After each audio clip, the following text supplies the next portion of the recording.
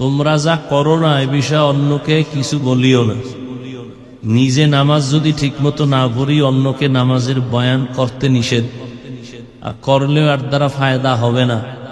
নিজে যদি পর্দা ঠিকমতো না করি অন্যকে পর্দার বয়ান করা যাবে ঠিক, কিন্তু এর দ্বারা আসর হবে না। বয়ান তো কোরআন হাদিসের সব একই বয়ান, কি সব বয়ান কি আলাদা? কোরআন হাদিসের 114 সূরার থেকেই বয়ান, আয়াত এই থেকেই পড়বে, আলাদা বানায় পড়বে না। কিন্তু এরপরও দেখা যায় এক একজনের বয়ানের মধ্যে আল্লাহর প্রিয় বান্দাদের বয়ান মানুষের রূহের জন্য ফরাক। এখন আমরা রূহই চিনি না, তো খোরাক কি? চিনার মতো মানুষ নেই। আল্লাহ বুঝার তৌফিক দান করেন। আমি সংক্ষিপ্ত আকারে 2-4টি কথা বলার নিয়তে কোরআনে হাকিমের এক আয়াতে কারিমা, রসুলের একটি হাদিসের অংশ পড়েছি। ইখলাস ও রুহানিয়তের সমন্বয়ে সহি নিয়তে সহি তরিকায় কিছু কথা আমাকে বলার মতো, আপনাদেরকে শুনবার মতো দয়াময় আল্লাহ তৌফিক দান করেন। ওয়া আম্মা মান খাফা মাকাম রাব্বিহি ওয়া নাহান নাফসা আনিল হাওয়া। আল্লাহ বলেন, আমার আদালতে দাঁড়াইয়া হিসাব দেওয়ার ভয়ে দুনিয়াতে যারা গুনাহ থেকে নিজেকে বাঁচায় রাখবে, ফা ইন্নাল জান্নাতা হিয়াল মাওয়া, আমি আল্লাহ তাদেরকে স্থায়ী শান্তির ঠিকানা দিব, জান্নাতুল মাওয়া। নবীজি বলেন, ইত্তাকিল মাহারিম তাকুন আবাদান নাস। তোমরা আল্লাহর নিষিদ্ধ জিনিস থেকে নিজেকে বাঁচায় রাখো, তো আল্লাহ তোমাদের মর্যাদা মানুষের কাছে বাড়ায় দেবেন। আল্লাহর কাছেও মর্যাদা বাড়বে, মানুষের কাছেও মর্যাদা বাড়বে। দুনিয়াতে আমরা যা কিছুই করি মর্যাদা সম্মান বাড়ানোর জন্য, কিন্তু সম্মানটা দিবেন কে? আমরা আল্লাহর থেকে নিতে চাই না, নিজে ভিন্ন দিক থেকে নিতে চাই। এ কারণে মাঝে মাঝে সম্মান আসে আবার চলে যায়।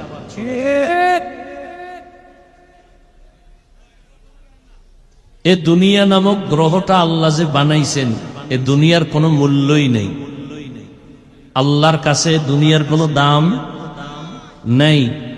আসলেই দুনিয়া দুনিয়া যে করি, কেউ বলতে পারবেন যে দুনিয়ার হায়াতের গ্যারান্টি 1 বছর, 1 মাস, 1 দিন, 1 ঘন্টা, নিঃশ্বাসের নাই বিশ্বাস।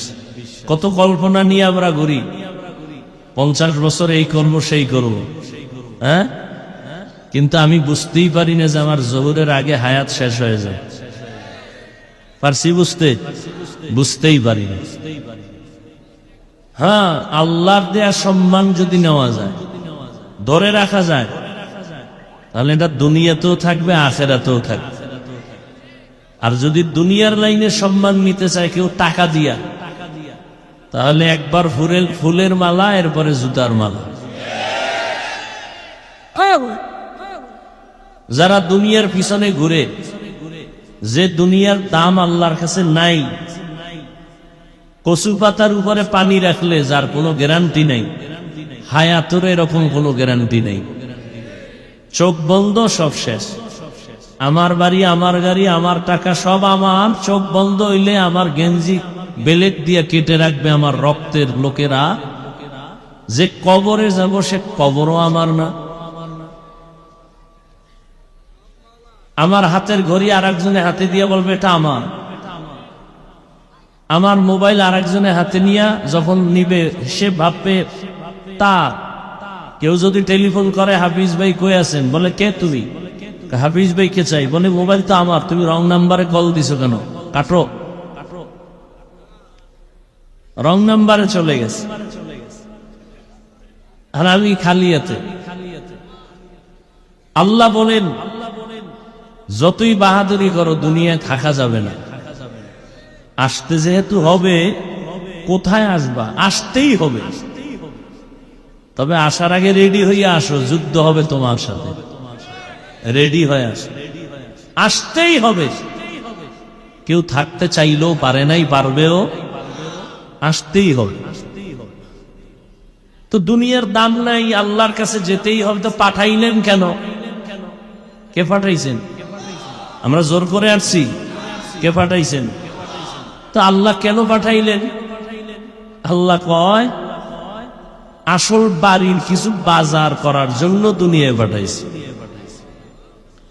সকাল 10টায় সন্তানকে বাবায় বলে তাড়াতাড়ি তরকারির বাজারে যাও, মাছ ডাল চাল নিয়ে আসো, দুপুরে মেহমান আসবে, রান্না করতে হবে, দ্রুত যাও, টাকা নাও। ছেলে টাকা নিয়ে দৌড় বাজার সদাই করে চলে আসবে, মেহমান ঘরে দুপুরে আসবে, খানা রান্না হবে। ছেলে বাজারে গিয়ে দেখে মজার মজার খেলা চলতেছে, রং বেরঙের বাতি জ্বলতেছে, বিল্ডিং দেখা পাগল হয়ে গেছে। ওই মজা পাইয়া এখানে খেলা, ওখানে ক্যানভাসার, ওখানে বিল্ডিং, ওখানে টেলিভিশন, সব দেখা ও যে বাজার করবে খেয়ালই নেই। দেখতে দেখতে দেখতে দেখতে আজানের টাইম ঘনি, হঠাৎ করে মনে পড়লো, আরে আমি আসছি তো বাজার করার জন্য, টাইম তো শেষের দিকে। দৌড়ে গেল তরকারির বাজার। তরকারিওয়ালার দাম কত কইয়া পকেটে হাত দিয়ে দেখে যে কটা টাকা দিছিল তাও হারায় গেছে। এবার কানতেছে, আমার উপায় কি? বাবায় লাঠি একটা নিয়ে রেডি, আইলেই ফিডাও, বাজার আনলে ফিডান, এরপর কোনো ঢোক। আর যদি বাজারও আনতে না পারে তো ঘরে জায়গাই নেই। আল্লাহ তাআলা বলেন, হে বান্দা, ইমানের টাকা দিয়া তোরে দুনিয়ায় পাঠাইছি আখিরাতের বাজার করার জন্য। বাজার হলো আমল। তোর ইমানের আলো দিয়া পাঠাই দিছি, ইমানের টাকা আছে। মূল কি? আমাদের ইমান। মূল কি? ইমান দিয়া পাঠাইছেন। দলিল قال رسول الله صلى الله عليه وآله وسلم ما من مولود إلا يولد على الفطرة فأبواه يهودانه أو ينصرانه أو يمجسانه إلى آخر الحديث। পয়গম্বর বলেন, জমিনে যত সন্তান ভূমিষ্ঠ হয় ঈমানের আলো নিয়েই দুনিয়াতে জন্ম হয়। মা বাবা ওই সন্তানকে অগ্নি পূজারী বানায়, মূর্তি পূজারী বানায়, গায়রুল্লাহর গোলাম বানায়। কে বানায়? মা বাবায়। আল্লাহ ঈমানের আলো দিয়েই তো সন্তানকে আল্লাহ পাঠাইছেন। যে ঘরে আসুক না কেন নাবালেগ বাচ্চা ঈমানের আলো দিয়ে আনছে। মা বাবা তারে মূর্তি দিয়া কয় সেজদা কর, মা বাবা গায়রুল্লাহর গোলাম বানায় দেয়। এজন্য কিয়ামতের ময়দানে অনেক আল্লাহর বান্দারা সন্তানের অপরাধের কারণে জাহান্নামের হ্যান্ডকাপ লেগে যাবে। আল্লাহ জিজ্ঞেস করবেন, এ সন্তান, নামাজ পড়েছো? বলে পড়ি নাই। রোজা রাখছো? রাখি নাই। কেন?